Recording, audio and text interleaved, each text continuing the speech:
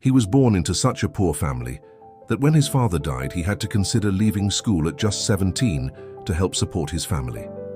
But his mother worked tirelessly so he could continue his studies and follow his vocation.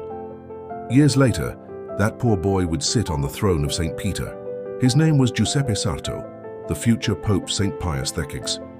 Born in Italy in 1835, he was the second of 10 children. After becoming a priest, he served as a chaplain and parish priest, then as a seminary spiritual director, Bishop of Mantua, and Patriarch of Venice. In 1903, he was elected Pope.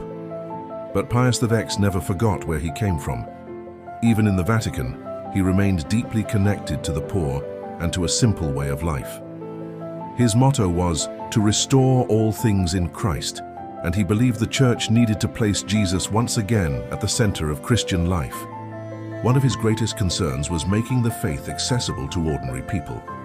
He therefore promoted a catechism written in clear language and organized in questions and answers. The Catechism of Saint Pius X became widely known and helped generations of Catholics learn the foundations of their faith. But something held an even deeper place in his heart: the Eucharist. Pius X encouraged frequent Holy Communion and allowed properly prepared children to receive their first communion at a younger age.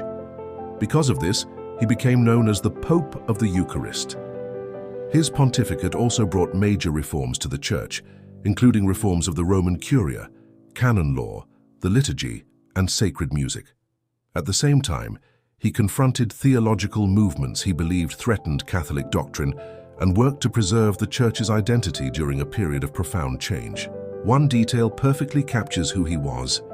Even after becoming Pope, Pius X wrote in his spiritual testament, "I was born poor, I lived poor, and I wish to die poor." The man entrusted with one of the greatest responsibilities in the Church never wanted power to change his heart. When he died in 1914, Europe stood on the brink of the First World War. He was canonized by Pope Pius X in 1954. Saint Pius X reminds us that true greatness does not depend on the position we hold, but on how faithfully we serve. Whether our place is humble or powerful, if Christ remains at the center, our lives will always have a greater purpose.